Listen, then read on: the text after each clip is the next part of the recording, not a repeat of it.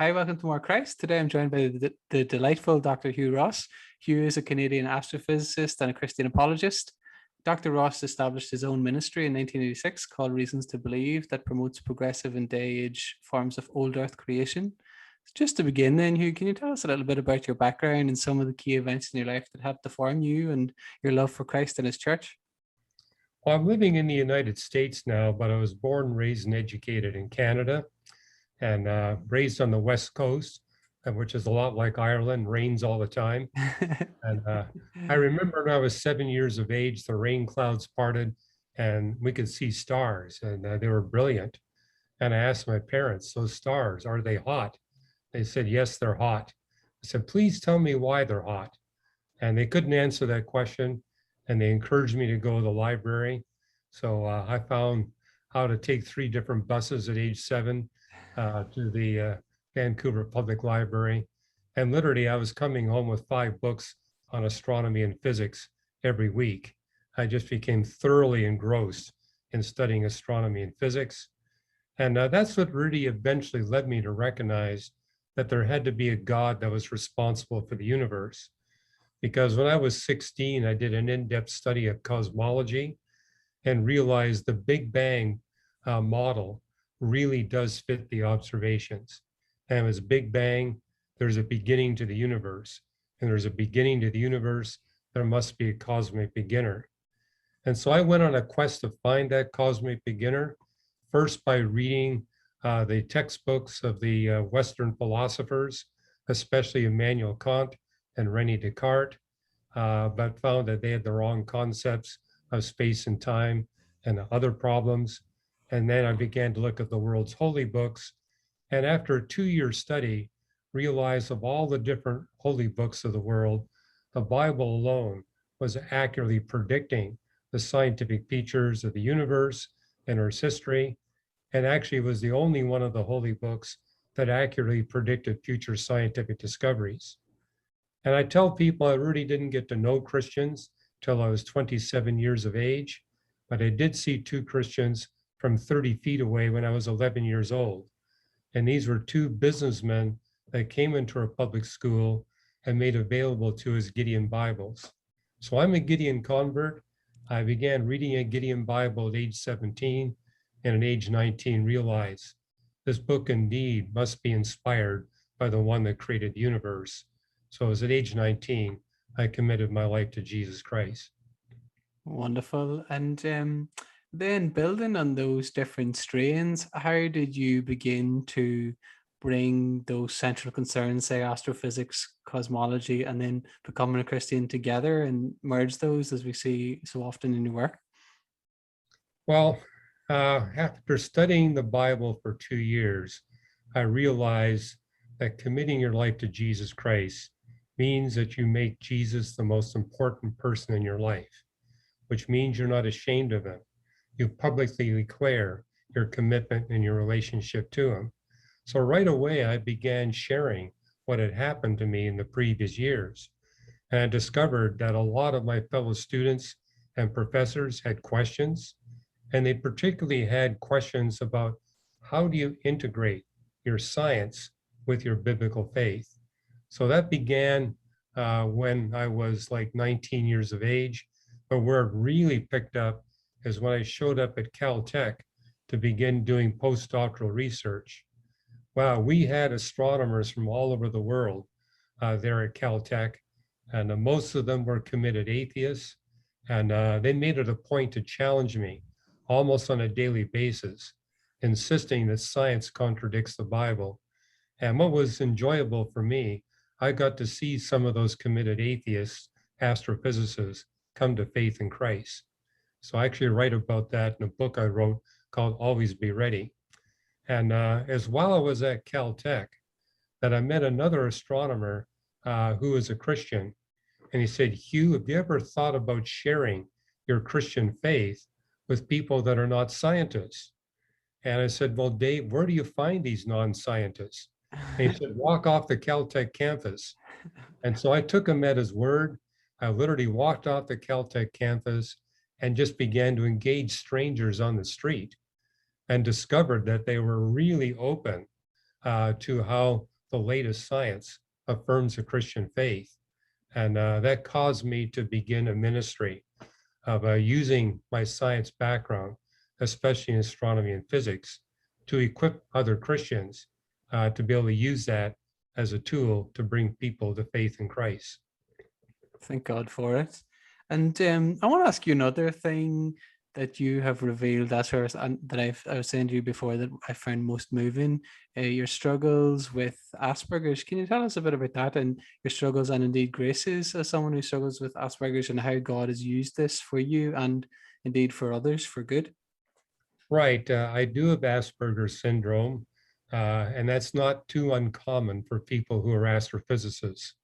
In fact, when I was at the University of British Columbia as an undergraduate, it was a psychology professor there said, "I'm glad you're going into astrophysics because that's a discipline where you will not have to engage people. You'll be a success at anything that doesn't involve other human beings." And that was before they really knew what Asperger's syndrome was all about. But I remember growing up, my parents were poor. There were no books in our home, and there were no books in our neighborhood. And when I went to the Vancouver Public Library, finally I found something that really gripped me.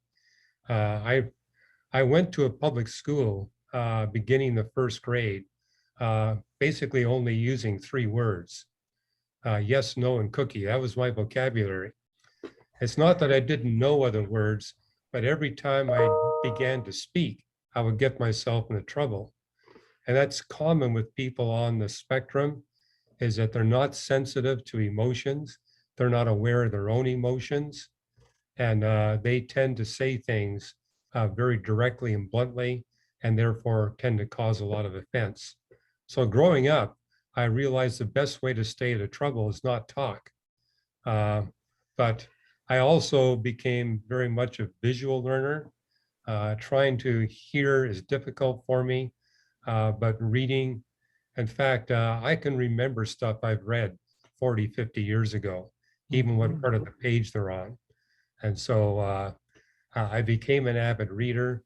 And people who do have Asperger's who've got a reasonably high IQ, they tend to find their fulfillment in a particular academic discipline. And also, all of us are different. It took me a while, but I discovered that, with the handicap came a special gift. And that gift was to be able to integrate complex scientific concepts across many different scientific disciplines and discern the philosophical and theological implications. So in the last 40 years, I've dedicated myself to that, but I've also made it a point to engage neurotypical people so that I can eventually train myself how to engage people that are not on the autistic spectrum. And a lot of credit goes to my wife. She trained me how to look people in the eye. She trained me how to speak in a way that I don't ignore the audience. I mean, my first public speaking, I would just stare at the floor and go through the content. And it was my wife that said, people will receive your message if you actually engage them. And, if you can't develop any emotions, at least pretend you got some emotion. So that has helped, but it's also helped me when I'm engaged in debates, because I don't really realize that somebody's being emotionally offensive towards me until 2 or 3 hours after the debate is over. So it makes it easy for me to look calm in a hostile debate situation. But I have to tell you honestly, those debates are very painful for me, but the pain hits after the debate is over. It's not during the debate, it's after the debate. And a lot of people think those of us on the spectrum don't have emotions. We do, but they're delayed by 2 or 3 hours after the emotional. But I've been able to shorten that down a bit. And again, it's thanks to my wife. And I tell people, hey, if you're on the spectrum, engage neurotypical people. It was a problem for me when I was at Caltech, because almost everybody I knew was on the spectrum. And we all thought we were normal. We thought the rest of the world was out of kilter. But I really thank Dave Rogstad, because he was the one that said, you need to start talking to non-scientists. And that actually helped me overcome some of my handicaps. Thank God for that. And I appreciate your witness, Hugh. And I want to ask you next, if I may, about the Bible's startling effect on you and what then first struck you about, say, its predictive power and its moral clarity. Right. I mean, the Bible wasn't the first holy book I picked up. I looked at the Hindu Vedas, the Quran, the Buddhist commentaries, and discovered that they were filled with scientific errors. So I said, this can't be a revelation from the God that created the universe. Because what I learned in my science, everything is harmonious and consistent. Everything fits together in a logical way. And therefore, I said, if the one that created the universe is communicating to us through some written document, it's going to have the same characteristic features. And I did not find that in Hinduism or Buddhism or Islam or about half a dozen other religions I looked at. And if I on purpose kept the Bible to the end, because I knew that would be likely the greatest challenge to try to prove wrong. But the first time I picked up the Bible, I began to go through its opening page, Genesis chapter 1 and 2, and was stunned, first of all, that it followed the scientific method. Now, it took me another 9 years to figure out why it followed the scientific method. I discovered by reading that 28-volume set by the British theologian Thomas Torrance that the scientific method came from Reformed theology and the pages of the Bible. But that impressed me, that the Bible followed the scientific method in describing its different creation accounts. And then how looking at the creation account in Genesis 1 and 2, realize everything is in the correct chronological order, scientifically, and everything is correctly described. Now, I was reading that at a time when plate tectonics was just emerging. And so the geology textbooks that I was reading at that time were claiming that continents had always been here. But when I read Genesis 1, it said the earth begins with water over the whole surface, and it's dark over those waters. And I had an idea why it was dark, because I knew Earth began with an atmosphere 200 times thicker than it has today, which would block out visible light. But I was particularly looking at this prediction that the early Earth had no continents. There was water over the whole surface. And I realized that there was this emerging discipline of plate tectonics that might explain that. And when I was at the University of British Columbia, I took, I think, what was probably the first ever undergraduate course offered on plate tectonics, and was taught by 3 of the geophysicists that launched the discipline. You know, 2 of those professors were at the university, so I took the course. Now, it was for graduate students, but because of my strong interest in astronomy and physics, they allowed me to take the class. And that's where I realized there really is the possibility that Earth began without continents. And so I said, I wonder how this is going to play out. And over the years, I realized, okay, this, what the Bible says about the early Earth actually is accurate. And what it says about the Earth beginning where there's darkness over the whole surface, that too is accurate. And how Earth lost its thick atmosphere early in its history, and that too is accurate. So, and over a course of 2 years, I checked out every scientific statement I could find in the Bible. And, you know, there's like a dozen different books of the Bible that have lengthy creation texts. So I examined each of them, put their statements to the test, and discovered that everything they were saying about creation and science was correct, and calculated the probability that ancient human authors could have, by pure chance, have written down these statements, and determined that the probability was less than 1 chance in 10 to the 300th power. And I said, this means that this book I'm reading is more reliable than some of our laws of physics. So that was a big step in motivating me to sign my name in the back of that Gideon Bible, committing my life to Jesus Christ. But you mentioned morality. That was another thing. I looked at the morality that was taught in the Bible and said, this is more elegant, it's more beautiful than anything I read elsewhere. I mean, all the holy books have a moral teaching, but nothing compares with the moral teaching of the Bible. And I remember at age 17 saying, this moral message here is just so elegant and beautiful. I'm going to do everything I can to live up to it. And discovered I couldn't do it. And realized, especially when I got into the New Testament, it explained why it's impossible for a human being without God's help to live up to the moral standard, the law that he's written on our hearts, our consciences. And so, and what I really understood from the New Testament is that the creator of the universe humbled himself, came to planet Earth as a human being, and in human form demonstrated a life of moral perfection, but chose to die on the cross, and so that he could trade his moral perfection for our moral imperfection. And I saw that as an offer too good to turn down.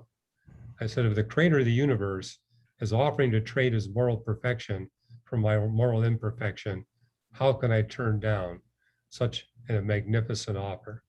And so I gave my life to Christ, and it took another 9 years, but I actually met Christians. Christians are hard to find in Canada, but when I came to the United States, I was able to meet rather quickly a number of Bible-committed Christians. Glory to God. And next then, Hugh, if we may, I'd love to look at just some of your wonderful written work. So we spoke before we came online about how much I thought you were being prolific with so many books coming out, and you said that you don't play golf and different things. So that's a piece of advice for anybody watching. I'd love to start off with why the universe is the way it is. You begin that book by describing some of the great why questions that we ask. Can you tell us why it is a good idea for us to consider these ultimate questions, and how your work differs from much of the reductionist, I would say, philosophical naturalism that many of us are familiar with today?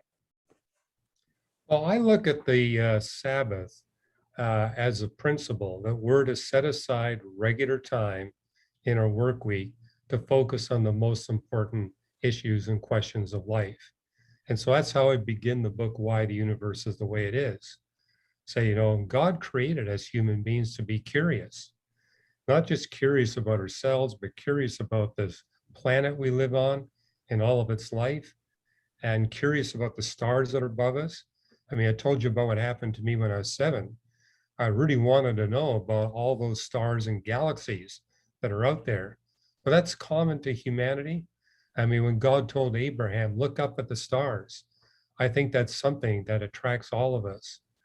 We want to know. We want to know what exists beyond the universe. We're the only species of life on planet Earth that has this built-in curiosity.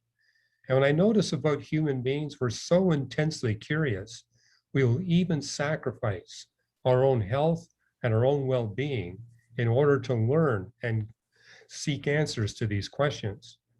But what I tried to do at the beginning of Why the Universe is the Way It Is to hit the biggies. Okay, why is the universe so incredibly old? Why is it so large? Why is it so massive? And recognize that in the 21st century, we actually have complete answers to those questions, and even answers to questions like, why is there so much entropy in the universe? Why such a high rate of decay? And for example, we now know that the total mass of the universe determines what elements you get within the first 4 minutes after the cosmic creation event. If you make the universe a little bit less massive than it is, then the only element you get is hydrogen. It'll never fuse into helium. Or it might fuse into helium, but you'll get so little helium that when future stars form, those stars will only be capable of making more helium.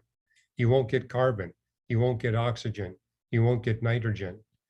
On the other hand, if you make the universe very slightly more massive than what it is, then so much helium is manufactured as the universe cools down from the cosmic creation event that the future stars very quickly convert all that primordial hydrogen and helium into nothing but elements that are iron or heavier than iron. And in that case, you also have no carbon, no oxygen, and no nitrogen.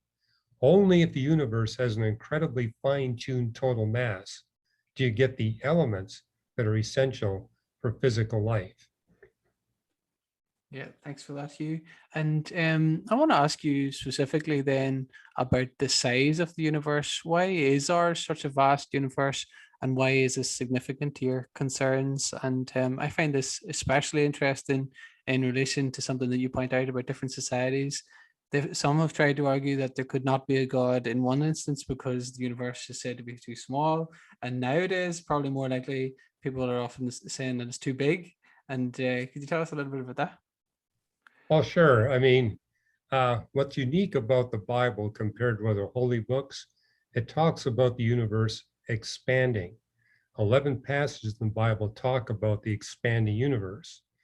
And you need the universe to be extremely compact when it's first created, because that's what makes possible the conversion of hydrogen into helium during those first few minutes.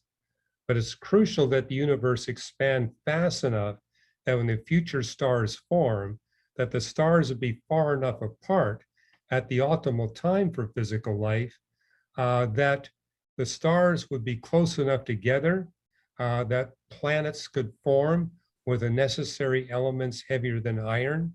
We need uranium and thorium, for example, to have our magnetic field and to have continents. So the stars have to be close enough together so that you can have planets sufficiently enriched in those heavy elements. But you don't want the stars so close together that a nearby star is going to disturb the orbit, gravitationally disturb the orbit of a planet like Earth orbiting the sun, or shower it with deadly radiation. And so it's crucial that the stars be a fine-tuned distance apart from one another, which means the universe cannot be too large at the optimal age for physical life, nor can it be too small. It's got to be just right. And the age is crucial because as the universe gets older and older, it converts more and more elements into elements that are heavier than iron. And of course, stars have a limited burning time. So it's crucial. And for advanced life, the star must be exactly middle age.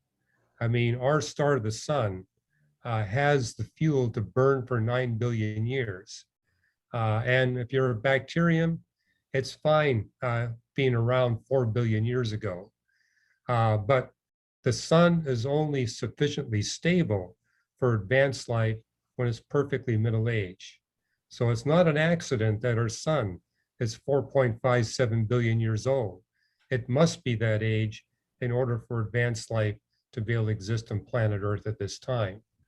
So the mass of the universe, the size of the universe, and the age of the universe all must be fine-tuned in order for us human beings to exist at this point in the history of the universe.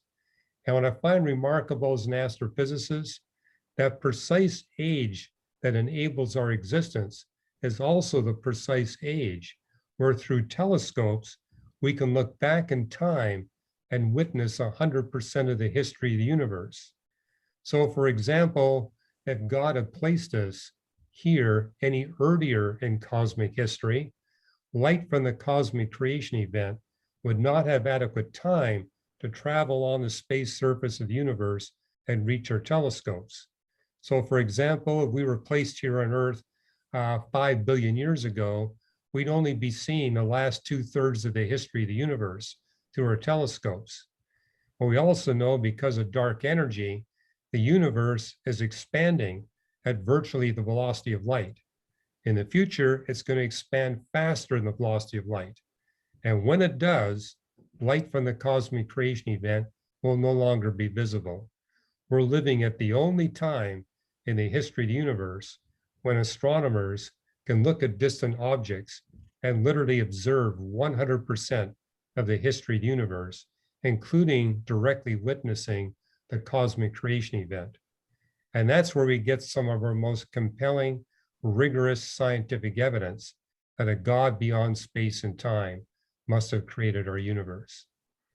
Yeah, that's fantastic, Hugh. And it's really helped me to get a grasp on the character of our creator God, because some of my atheist friends would say things like, what was God doing all along? They have this, I suppose, very crude conception of what God is or who God is. Whereas I think your work shows us that Christians have nothing to be worried about regarding the age of the universe and things like that. And I think tied to that too, I want to ask you something about the lonely character of the universe. Why is it such a lonely place? And how might we understand this both scientifically then and theologically?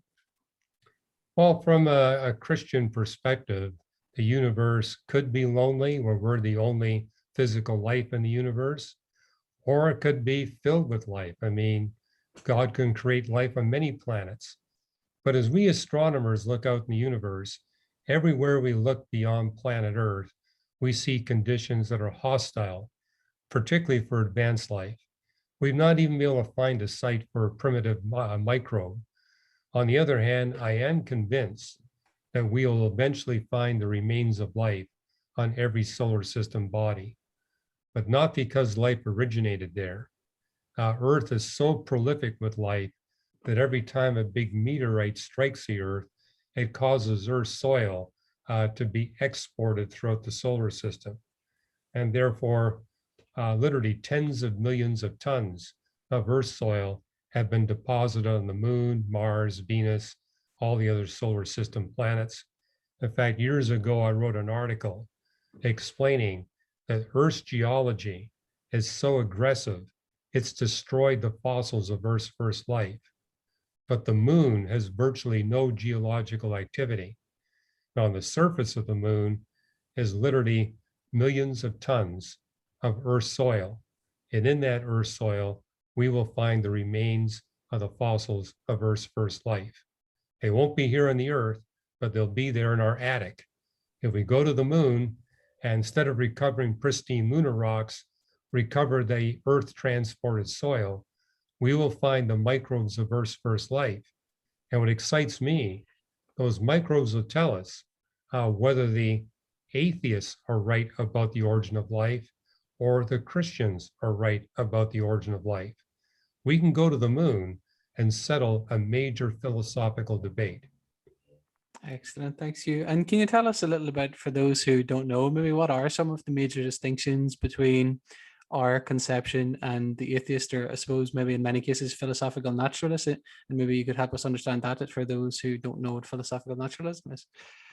Well, my colleague Fazal Rana, who is our staff biochemist, he and I wrote a book a few years ago called Origins of Life, in which we contrasted the non-theistic model for the origin of life with our biblical theistic model. And the non-theistic model says that life arose over a long period of time through the naturalistic assembly of primitive biomolecules, and that all life evolved from what they call Luca, the last universal common ancestor. And so somehow in a vast prebiotic ocean, we have a simple bacterium arising. And from that bacterium, we've all evolved. Whereas from a biblical Christian perspective, we would have God creating life as early as the physics and chemistry would permit that life. As early as possible, it would be a rapid event, and it would be a whole ecology of microbes, not a single microbe. And it would include complex microbes as well as primitive microbes. This is all based on the idea that God wanted a large population of humans existing here on Earth. And for that to be possible, we need a very aggressive origin of life, because as microbes that chemically transform our planet to make it possible for plants and animals and humans to exist. And so you want a high population of microbes and you want a diverse ecosystem. You would want photosynthetic life to be there right away. You want sulfate reducing bacteria to be there right away, and methanogens. And so we're predicting that when we find the fossils of Earth's first life, we're going to find simple microbes and complex microbes.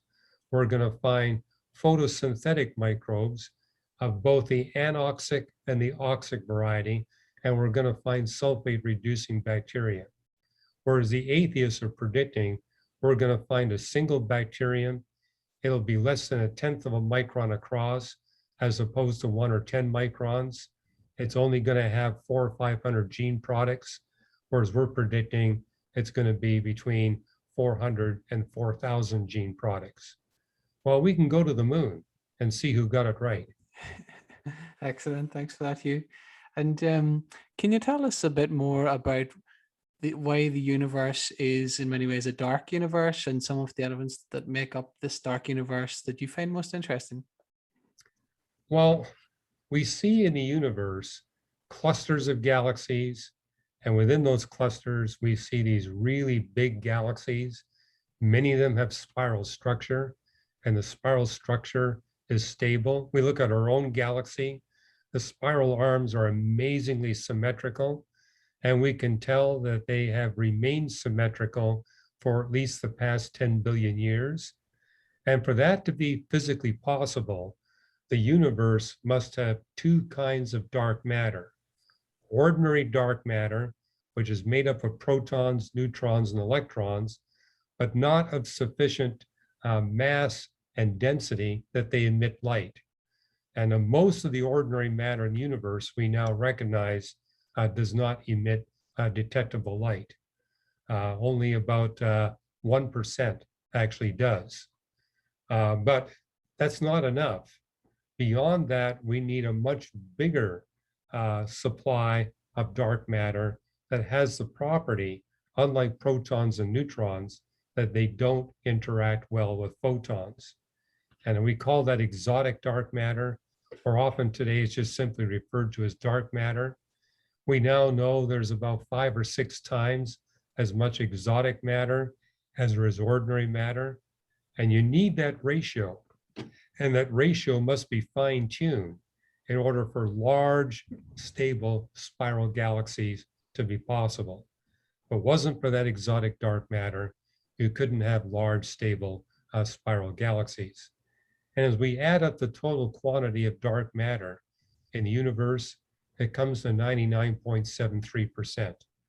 All those stars and galaxies and nebulae that you see when you look through telescopes or the night sky, that's only about 1/4% of the entirety of the universe. So most of the universe is dark stuff. And incidentally, the fact that the universe is so predominantly dark actually makes it possible for us astronomers to look out in space and look far enough away, far enough back in time, that we can look back to a time when galaxies haven't yet formed, when stars haven't yet formed. We can actually see the radiation left over from the cosmic creation event. We measure the polarization of that radiation. It tells us the condition of the universe when it was 100 billionth of a trillionth of a trillionth of a second after the cosmic creation event. That's how close we can get to observing the entire history of the universe. But none of that would be possible if we were not living in a very dark universe where 99.73% of all the stuff of the universe is dark stuff. By the way, if it was darker than that, we wouldn't be here. If it was less dark, we wouldn't be here. It must be fine-tuned. Thank you, Hugh. Some fascinating stuff. And can you tell us a little bit about the nature of the universe as a decaying universe and how this corresponds then with the biblical picture? Well, there's several passages in the universe that tell us that the entire universe is subject to a pervasive law of decay. Some English translations call it a law of corruption, but it's basically a reference to what you see in the book of Ecclesiastes, how everything is running down, everything is decaying. And it's a reference to the second law of thermodynamics, or the law of entropy. And we need to have a very high degree of entropy or rate of decay in the universe for stars to be possible. And if you don't have stars, life is not possible. That high rate of decay is also necessary for us to be able to eat plants and digest the energy we get from plants in order that we can do physical work. And so we need this high rate of decay in order for us to be able to live and do our work. But that also means that our bodies decay as we get older and older. Everything decays. But what fascinated me by looking at the rate of decay in the universe is realizing the Bible, it talks about two creations. I found that as a distinct feature of the Bible compared to other holy books. The other holy books speak about a single creation that evolves or morphs into a heaven, whereas the Bible speaks about two completely distinct creations, where each creation has a different set of laws of physics and different dimensions. And so when I read the end of the Bible, it speaks of a realm where there is no thermodynamics, where there's no gravity, where there's no electromagnetism, and basically makes the point, the reason why there's no gravity or thermodynamics or electromagnetism, there is no evil. Evil is no longer possible. Suffering is no longer possible. Therefore, there's no need for gravity. And that made me think, what is it about gravity and thermodynamics and electromagnetism that's so crucial for the present creation? And recognize all three play a critical role in restraining the expression of evil by us human beings. The universe is structured in such a way that the more evil we commit, the more pain we experience, the more time we waste, and the more work we have to do to undo the damage of what our sin and evil has caused. And those are motivations. The natural laws of physics motivate us to avoid evil and pursue virtue, but in the process discover we need external help.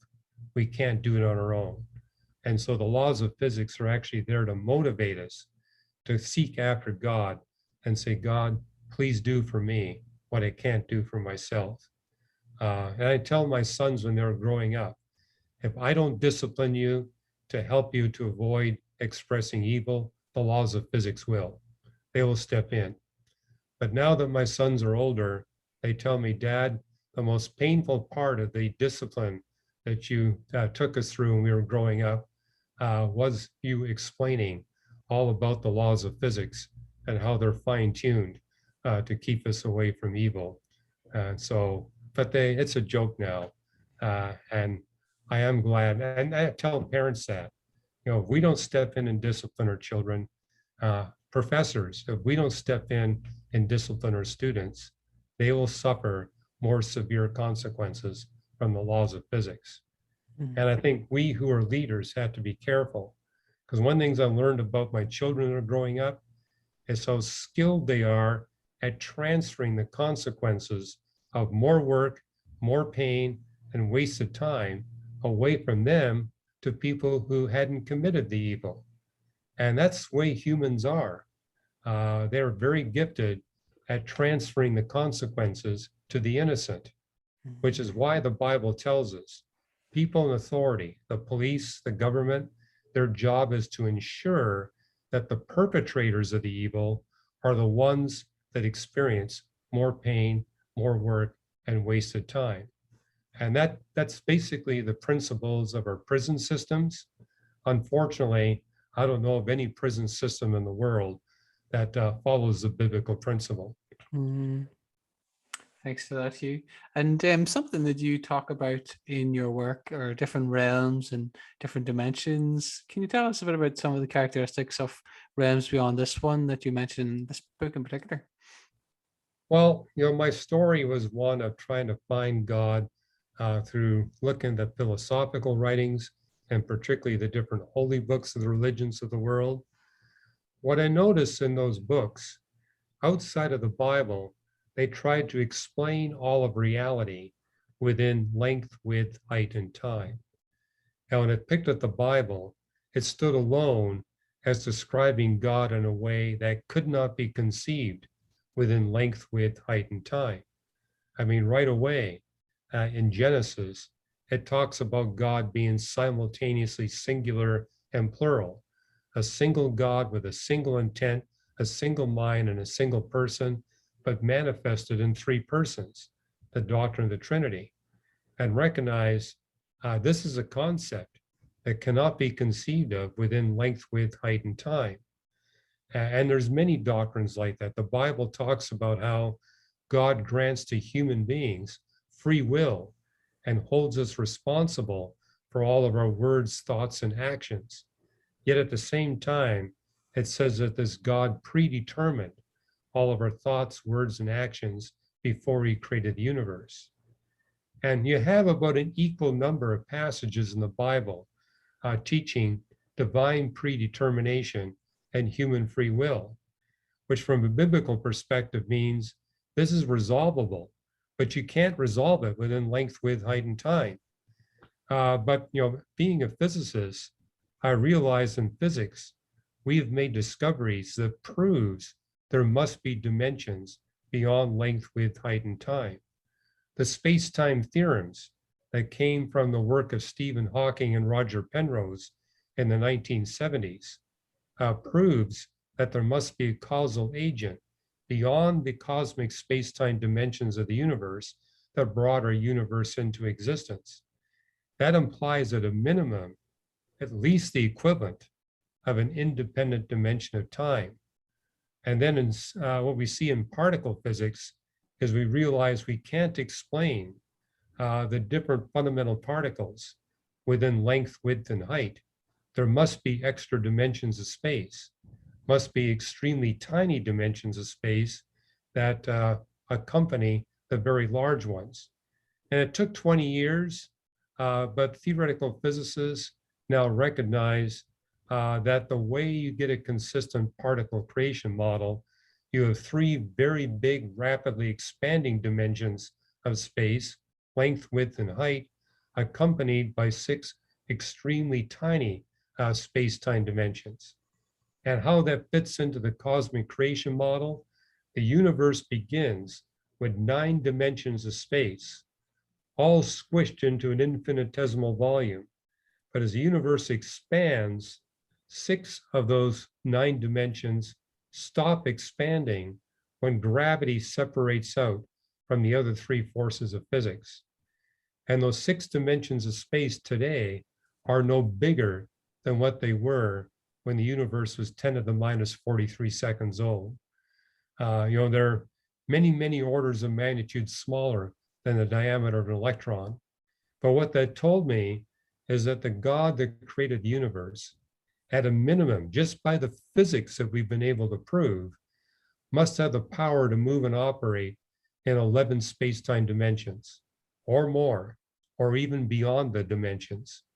And so what I did in Beyond the Cosmos is explain how in the context of that extra dimensionality and transdimensionality, we can explain, we can resolve all the paradoxical doctrines in the Bible, like eternal security, the Trinity, the simultaneity of human free will and predestination, the existence of heaven and hell as transdimensional realms, the angels.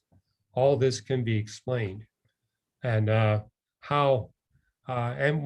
took courses in advanced math, and I remember taking a course in complex variables, and the professor was explaining how we can use mathematics to prove what can happen in dimensions beyond the 4 space-time dimensions, but we can't visualize it.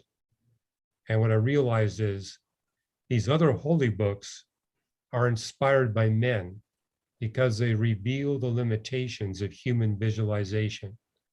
The Bible must come from a being that transcends our universe because it has teachings that defy the capability of us human beings to visualize.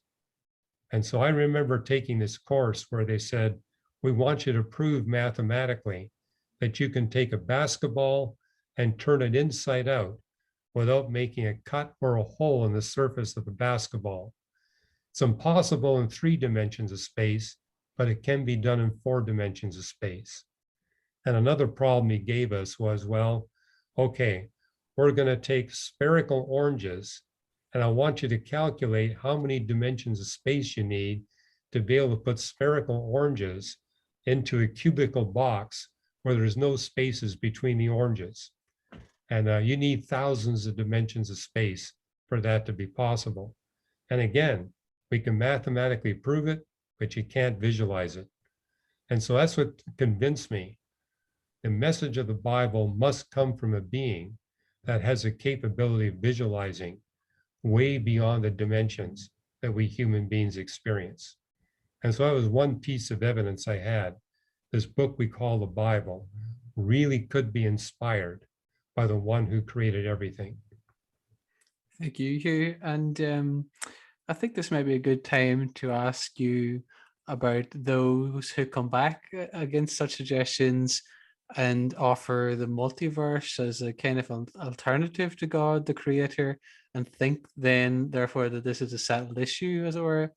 Why do you think they are incorrect about that? And number two, I suppose, in line with that, is that, correctly speaking, a scientific perspective? Is it testable? And how could such a claim for a multiverse outside of time, matter, space, things like that be falsified? Or again, is that a kind of philosophy of science and a worldview that should be interrogated?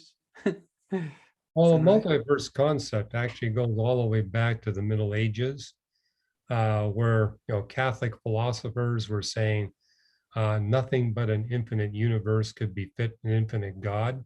So it's actually a Christian principle that this all-powerful, all-infinite God would create a physical universe that was infinite, at least in extent. But what has happened in the late 20th century is the fine-tuning argument for the existence of God became overwhelmingly powerful. I mean, even agnostics like Paul Davies in the 1980s were writing books saying the evidence for fine-tuned design that makes possible the existence of life is ubiquitous. It's all over the universe. It's in the laws of physics. It's overwhelming in terms of the extent. And I remember back in the 1980s telling audiences that this fine-tuning argument for God's existence is becoming so powerful and so ubiquitous that atheists have nowhere else to go but to hypothesize that there's an infinite number of universes where they're all different, and all this fine-tuning is a product of pure chance. We just happen to be living in the one lucky universe out of an infinite number of universes where everything is just right. However, that atheistic model also requires a speculation that every universe is different from every other universe, and every set of laws of physics in every universe is different from every universe. You could have an infinite number of universes where they're all the same, they're all roughly the same. If that's the case, the atheist argument falls apart. And in The Creator and the Cosmos, the 4th edition, I write about the latest responses or rebuttals to this argument. And what I found interesting is that one of the best rebuttals is coming from a non-theistic astrophysicist, Leonard Susskind. And basically, Leonard Susskind a few years ago said, we atheists have got to stop using the multiverse argument. It's a terrible argument. He says it's a bad argument because it explains everything. An argument that explains everything explains nothing. Well, he dropped it there. But what I did in The Creator and the Cosmos is to come up with an analogy that explains Leonard Susskind's point, that if you've got an infinite number of universes, where every universe is different from every other universe, in that infinite number of universes, you'll have an infinite number of planets that are very similar to our planet Earth. And those infinite number of planet Earths, you're going to have an infinite variety of birch trees. And birch trees have a property that they peel thin white pieces of bark. Well, if you've got an infinite variety of birch tree species, One of those species of birch trees will peel white pieces of bark that measure 8.5 by 11 inches and are perfectly rectangular. And these white pieces of bark will randomly fall on random soils with different chemicals in them that'll imprint markings in all those white pieces of bark. And an infinite number of universes, those white pieces of bark will have imprinted on them randomly all the markings we see in every research paper published by every research scientist in the world, which means all of that scientific research literature did not come from the minds of scientists. The multiverse did it. So basically making the point, if you're going to appeal to the multiverse to get rid of God's mind and God's fine-tuning and God's creativity, it simultaneously eliminates all the evidence for human minds and humans' creativity and intellect. And so it's a self-defeating argument. Yeah, thanks for that, Hugh. And then in line with that, maybe if you'd like to add, how do certain human characteristics undermine this reductionist picture that many philosophical naturalists have? And what are some of the ways that we know that we can't be reduced to purely determined? That's a good question. And this was well illustrated in a YouTube debate I had with the British chemist at Oxford University, Peter Atkins. If you just put Peter Atkins, Hugh Ross, it'll come right up. And, the moderator basically said, well, Hugh, you claim that Christianity is testable and falsifiable and makes predictions. And we've already talked about the predictions. But I also made the point, it's scientifically falsifiable. If we, through our science, can prove the universe never had a beginning, that would be catastrophic to the Christian faith. And likewise, if we can prove that we human beings are no different from the other animals, that we only differ by degree and not fundamentally in kind, that would be catastrophic to the Christian faith. And I gave some other examples. And in the debate, the moderator turns to Peter and say, well, what discoveries in science would cause you to abandon your atheism and become a believer in God? And you can watch the debate. He basically says nothing would ever dissuade me. Even if he were to appear right in front of me, I would think I was being deluded by a vision. And this is not real evidence for God. So, but it made a dramatic point. We who follow Jesus Christ are prepared to have our faith put to the test. Whereas for most atheists, they're not prepared to have their faith put to the test. But I would argue that human exceptionalism is a powerful argument for the Christian faith, namely that we are different from all their life. We alone amongst all the species of life have the capability of inventing symbols and using symbols to produce literature and mathematics. We alone amongst all the species of life on planet Earth are curious about things that have nothing to do with our survival. Like what about the stars up in the sky? Or what exists beyond the sky? We're the only ones that ask God questions. No other species does that. And even our bodies are distinct. I mean, anatomically, we're unlike any other animals. We are designed to be able to have 4 times the heartbeats in our lifespan of any other animal. We're able to maintain a very high level of metabolic activity, not just for a year or two, but for decades.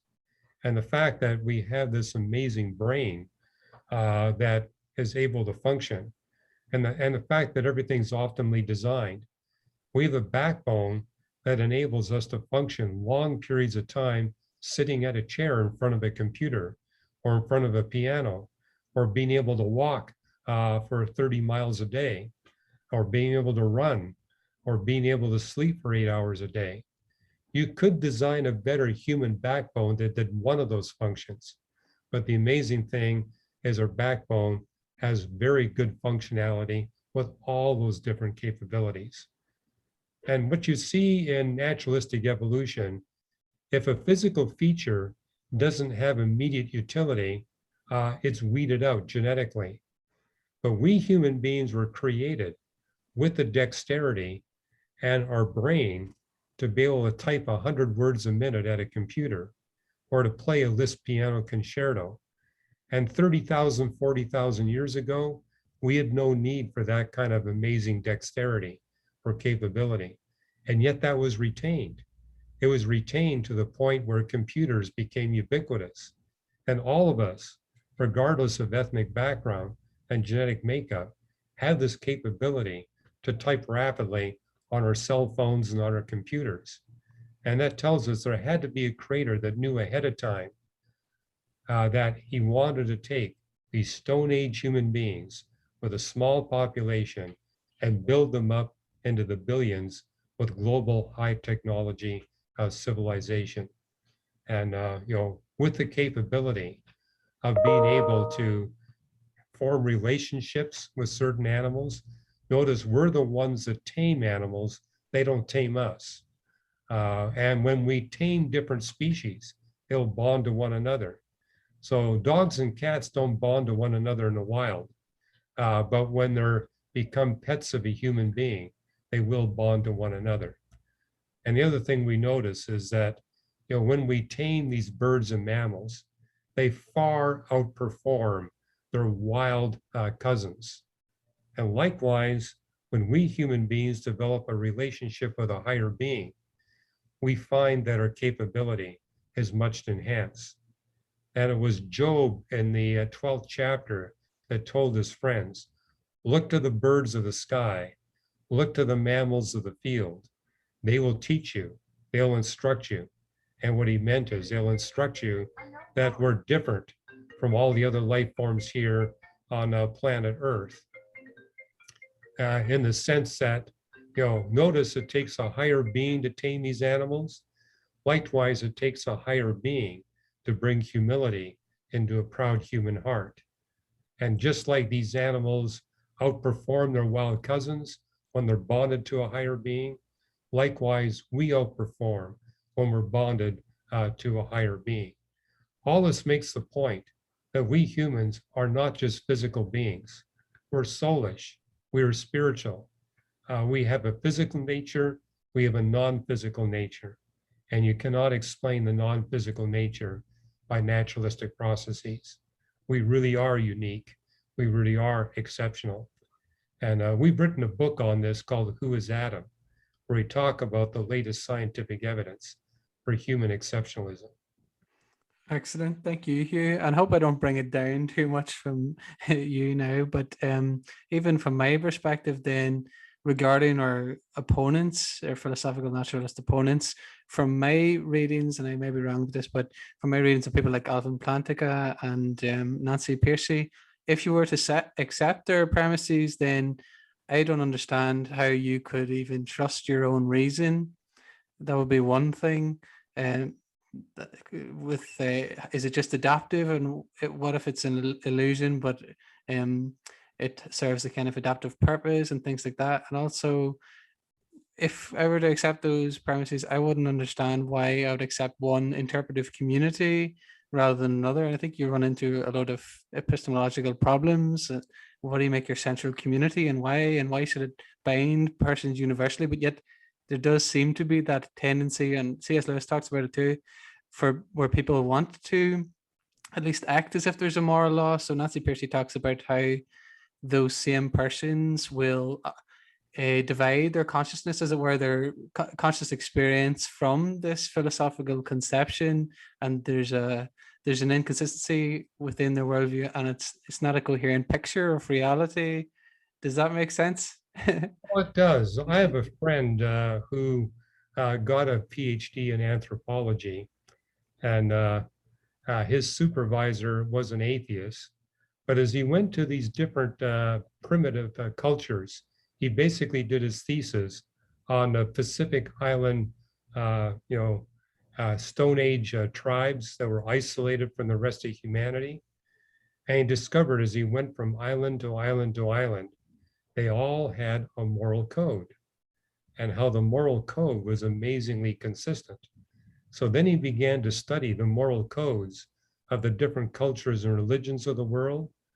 And he said that led him to be convinced there had to be a God beyond the universe that wrote a moral code on the hearts of every human being. And he says, yes, there are differences, but he says those differences are the direct result of us recognizing we can't live up to that moral code. And so what you see in all these different human cultures, they basically devalue that moral code to a degree where they think they can live up to it. But he says, what you also see is the frustration they have even trying to live up to those lowered moral codes. And he said, that's what persuaded them. There had to be a God that really did impose his moral code upon us. And then he began to study, like I did, the different religions of the world. And that's how he became a follower of Jesus Christ. So, and he also looked at the concept. All these different primitive cultures have this concept of life after death. And he says, we're the only species that has that concept. He explains why we face death in the way we do. He says, when you watch animals die, they just seem to accept their physical death, but humans tend to fight it, or they look forward to it. And he says, again, what he saw in the Bible that really struck him was in Ecclesiastes.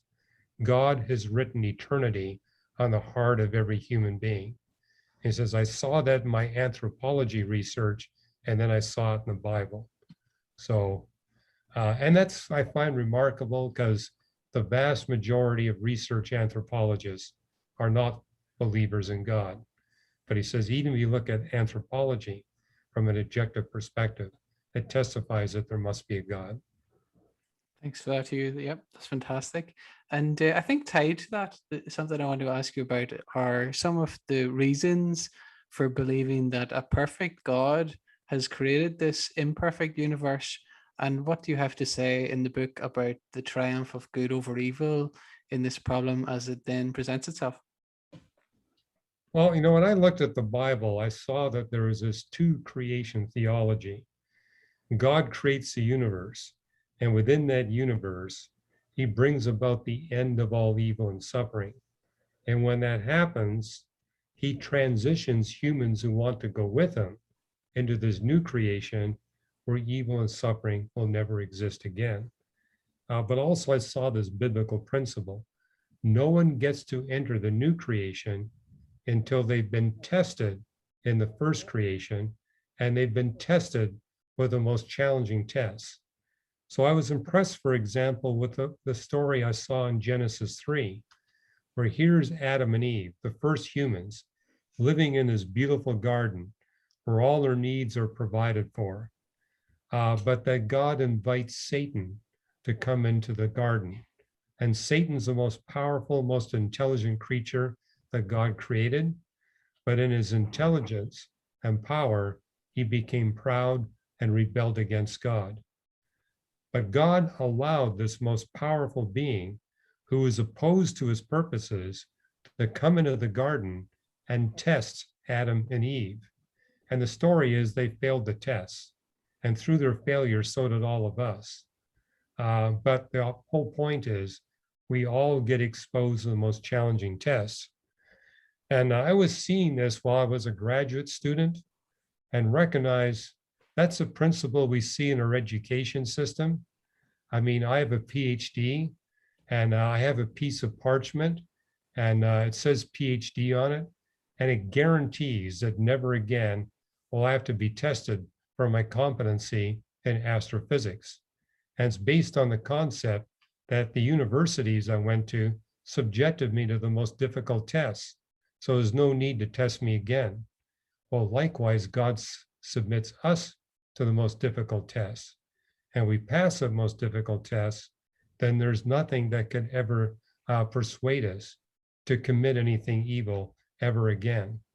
And only people who pass the most difficult tests get to enter into the new creation. And there we won't be bothered by gravity anymore. We won't have to worry about our chins sagging as we get older. There'll be no gravity. Our skin won't decay. There'll be no thermodynamics. There'll be no electromagnetic radiation. It's going to be replaced by brand new laws of physics. And to push the analogy a little farther, I remember when I entered the University of Toronto, to begin my PhD in astrophysics. The professors there sat down the freshman graduate students and told us, you are attending the best university in Canada, and you are the best students we've been able to recruit from all across Canada. But it doesn't matter how intelligent you are. It doesn't matter how hard you're prepared to work, how dedicated you are. If you do not get help from us, you will not get the PhD. But we're here to help you. You're welcome to come into our offices at any time. We will give you priority. And of the 13 of us, only 7 of us got the PhD. And of those 6, what is common amongst those 6, they did not take advantage of the offer of the professors, and therefore they were not sufficiently equipped. And we see the same offer in the Bible. God tells us, you will not pass this test without my help. But if you come to me for help to do what you can't do for yourselves, I guarantee you'll pass the test. Now, my professors at the University of Toronto didn't give me a guarantee. They said, it's necessary, but it's not a guarantee. What we see different in the Bible, God says, if you come to me to do what you can't do for yourself, I guarantee you'll pass. And I guarantee that through the work of the Holy Spirit, you'll be step by step delivered from the power of sin and evil over your life, and you will enter with me into the new creation. And so it tells us in Genesis that this universe is God's very good creation, but it's not the perfect creation. The ultimate creation is in the future. This universe is a temporary place. You know, there's a hymn that says, I'm going through this life. It's just a passageway to the next life. This whole universe is a passageway into a brand new realm, the new creation, where we'll spend eternity with the righteous angels and redeemed human beings and with God for the rest of eternity. And I believe in that new creation, he's going to give us the capability of having very intimate, loving relationships with as many people and angels and God as we choose. Billions of simultaneous relationships. Because of space and time in this universe, that can only be done with one person at a time. You know, God purposely constrained us to a single dimension of time in this universe. But I believe in the new creation, he's going to deliver us from linear time into geometric time, which I think partly explains why no one can imagine in this life how great and wonderful and rewarding life will be in the new creation. Amen. Thank God for it, Hugh. And I want to ask you next, if I may, about a little more about the Creator and the cosmos and some of the recent discoveries in the 21st century that you mentioned. Which do you find most captivating, and why then? Well, I think what excites me is that every year I live, I see the evidence for additional fine-tuning for God's operation to increase. It's like we're living at a time in history where knowledge and understanding in the scientific disciplines is growing exponentially. And so my passion is reading the scientific literature and just seeing all these new discoveries that make for an even stronger case for the God of the Bible. And the one that I saw in 2020 that I think is at the very top of the list is a discovery that in order for life to be possible on planet Earth, you have to have the Earth and the moon initially very close together, where both bodies have a hot interior liquid iron core. And with the bodies being very close together, there's tidal interaction between the two bodies, and the tidal interaction circulates the liquid iron inside the Earth and circulates the liquid iron inside the moon. And being close together, the magnetic fields couple and you get a coupled magnetosphere. And what the astrophysicists recognized in that discovery is without that coupled magnetosphere, the radiation from the young sun would have sputtered away all of Earth's water than all of Earth's atmosphere, and Earth would have been sterile for the rest of its existence. But because of that coupled magnetosphere, there was a shield, a magnetic shield that prevented Earth's water and Earth's atmosphere from being sputtered away. And it's crucial too that we have the Earth and the Moon moving away from one another. That's been happening ever since the Moon formation event. So today we got the Moon far enough away from the Earth that tidal friction does not disturb the capability of advanced life coexisting in great abundance and diversity on the Earth. But it's really crucial that they be just the right distance apart when the Earth-Moon system is very young. That was discovered just a few months ago. I wrote an article on it on our reasons.org website and basically said, this is the greatest fine-tuning discovery of the year 2020. But every week, I write a blog called Today's New Reason to Believe. And if I had the time, I could write a dozen such articles every day, but I've only got time to do one a week. So every Monday, I post a new article giving us even more evidence that the creator God of the Bible is responsible for this universe, us human beings, and has offered to trade his moral perfection for a moral imperfection. The case for Christianity literally gets stronger every hour that we live here on Earth. Yeah, excellent. Thank you, Hugh. And another book of yours that I love is Improbable Planet, How Earth Became Humanity's Home. I want to ask you a little bit about that. And what are some of the features of the way this world in particular is that make it exactly right for complex life to form? And what is it that makes ours such an improbable planet, building on what you said earlier? Well, I engage a lot of evolutionary biologists, and they have this idea that 3.8 billion years ago, we got microbes on the face of the Earth, and how through natural selection and mutations and gene exchange, these microbes evolved into human beings. And they insist that it's all naturalistic.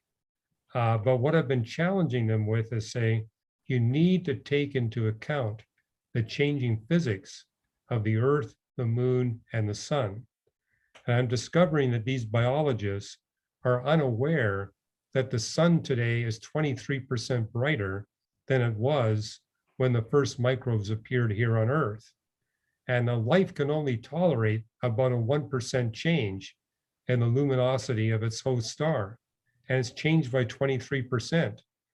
And said, when you look at the fossil record, we see that the fossil record is filled with these mass extinction events, where some kind of event happens where anywhere from 50 to 95% of all species of life on planet Earth is wiped out.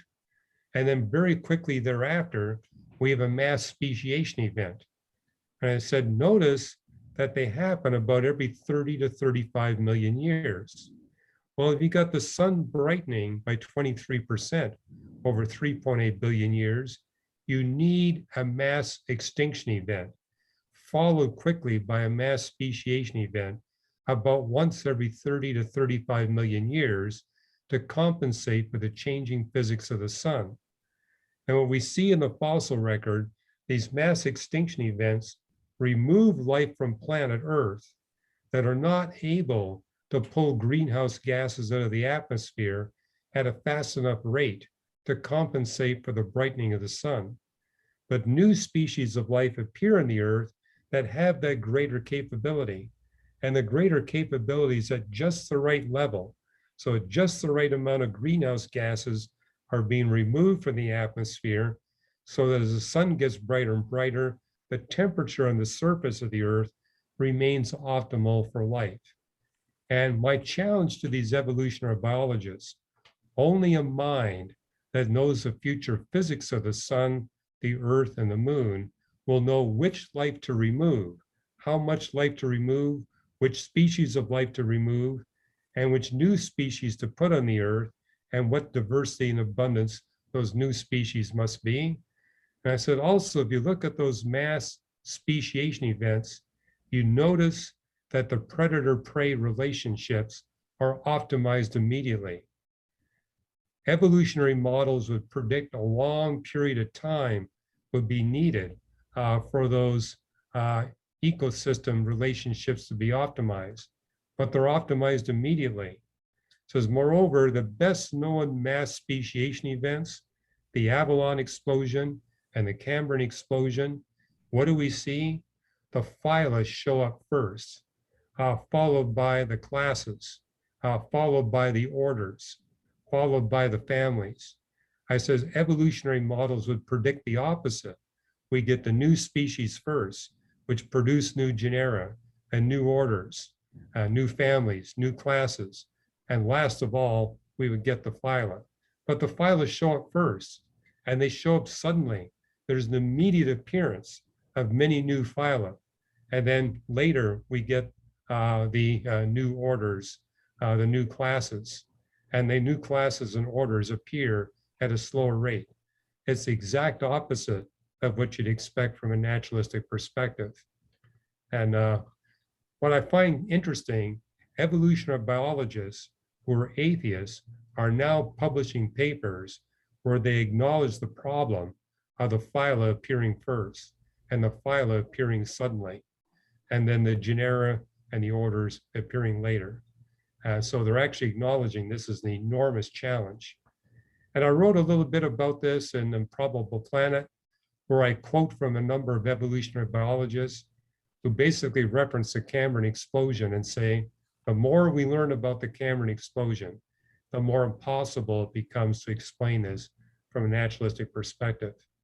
But I just finished writing 2 articles, and they'll be up on our website within a few weeks, basically citing these latest papers where they document that indeed the phyla come first. They don't come last, they come first, they come suddenly, and you get a whole bunch of them all at once. And the most complex ones appear first. So you look at the Cambrian explosion, the first phyla we see include vertebrates. Vertebrates are right at the base of the Cambrian explosion. Naturalistic models would say at a minimum, they're going to appear 50 million years later, but they appear right away. The most complex phyla show up immediately at the earliest part. Moreover, they show up simultaneously with what I call the great oxygenation events. Right before the Avalon explosion, we have less than 1% oxygen in Earth's atmosphere. That oxygen level only permits microbes to exist. But something in geology called the great unconformity, where you got worldwide landslides of material coming off the continents into the oceans, that drives a deep oxygen cycle in the mantle of the Earth, which causes the oxygen in Earth's atmosphere to suddenly jump from less than 1% to more than 8%. 8% is the minimum level you need for animals. But the very moment it hits 8%, immediately you got those animals. No time delay. They show up simultaneously with the oxygen event. 8%, however, will not support animals with circulatory systems, with skeletons, and a digestive tract. A second event happens after the Avalon explosion, where the oxygen content jumps up to 10%, and it's an immediate jump. And the moment it hits 10%, you got the Cambrian animals, again with no delay. Richard Dawkins himself says these animals come out of nowhere with no evolutionary history. But what he didn't recognize was they come simultaneously with oxygen hitting 10%. All this is evidence that a supernatural creature, a supernatural, super intelligent mind, knew exactly when to bring these creatures onto the face of the Earth. The timing of these mass speciation events must be crucially fine-tuned in order to have any possibility of human beings or their equivalent existing on the Earth. Thank you, Hugh. And another really important element, which I think comes across in your work for a more popular audience in many ways, I suppose, is to do with climate change, whereby now we see kind of scaremongering about climate change. The world is going to end in 12 years if you don't do X, Y, and Z. Can you tell us a little bit about the heating and the ventilation of our planet, and if we might touch upon this and other work that you've done on climate change, apart from Improbable Planet, how might we better appreciate some of the nuances of the Earth's climate and genuine climate change? Well, I wrote the book Weathering Climate Change based on the biblical principle.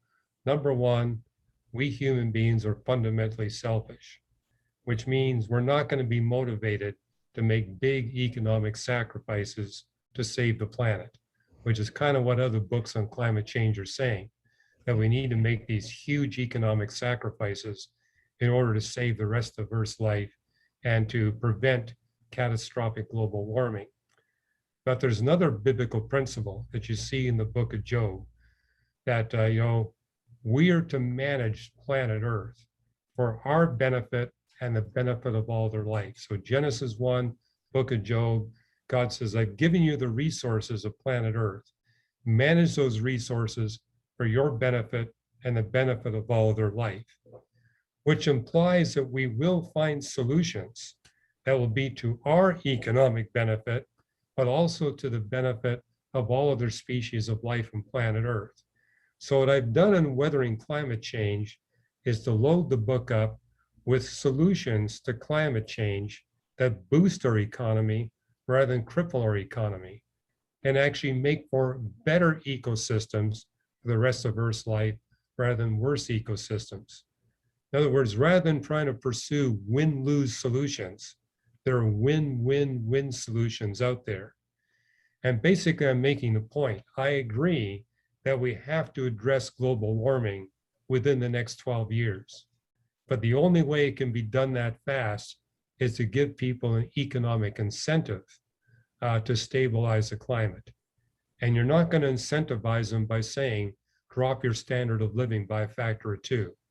Get rid of your automobiles, be content living with less technology. That's not going to win. Forget your air conditioning. Rather, we need to find ways to motivate people economically. And if we can give them a strong enough economic motivation, we can resolve the problem in a lot less than 12 years. In fact, economists have demonstrated if you can show people how they can make at least a 10% return per year in their investment, they'll do it immediately. You won't have to pass a law. Just show them, hey, you can get 10% return. Well, what I show in my book, Weathering Climate Change, there are things we can do that'll give you a 20% plus return, a very strong economic motivation. And so, and we don't have to pass punitive laws to make this happen. I mean, what I don't like about living in California, they raise the price of electricity artificially to such a high level that it basically motivated everybody to put solar panels on the roof. I wound up purchasing solar panels because I realized I can pay for them in 4 years just through the electricity I save. But the reality is we can give people that kind of motivation without artificially driving the price of fuel up. And I think we need to use our fossil fuels in a way that help us to quickly gain the fossil fuel-free solutions. A lot of people don't realize, for example, that if we eliminate coal and replace it with natural gas, you get only half the greenhouse gases being emitted into the atmosphere. And there's no black carbon soot. The reason why Canada is warming 5 times faster than the rest of the world is that all those coal burning plants in India and China to generate electricity, the black carbon soot from that is being deposited on Canada. And that black carbon soot absorbs solar radiation and is warming up Canada 5 times faster than the rest of the world. An easy and rapid solution is replace all those coal burning plants with natural gas. That eliminates the black carbon soot, cuts the greenhouse gas emission down to 50%. That's an immediate return on investment. And with that 50% decline, we can then pursue solutions where we don't have to use fossil fuels at all.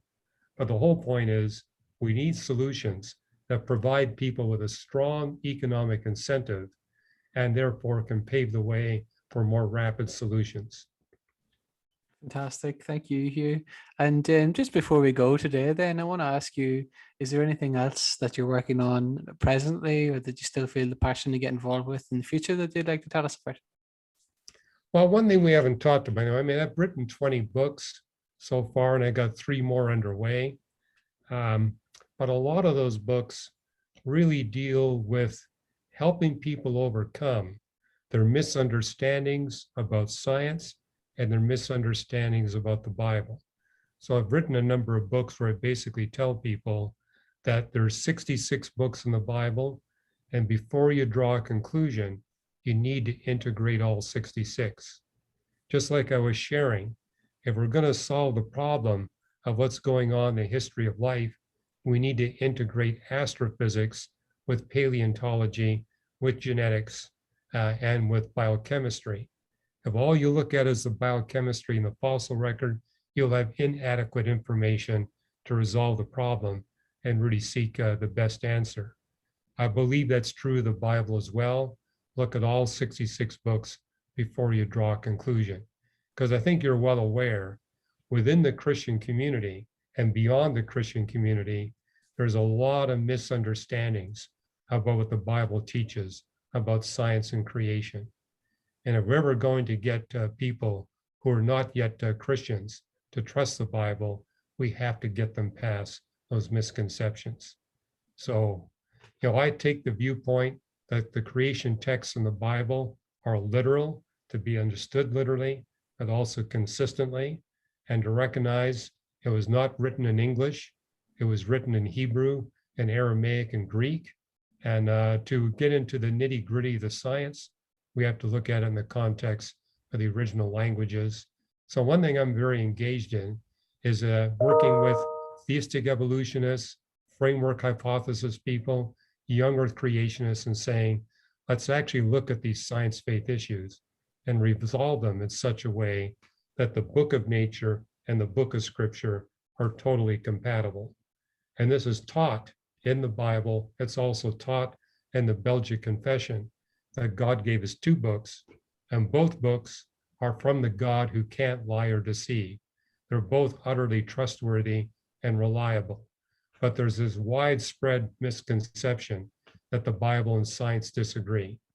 They only disagree because we failed to do our homework in interpreting the 2 books in the way that the Bible encourages us to interpret them.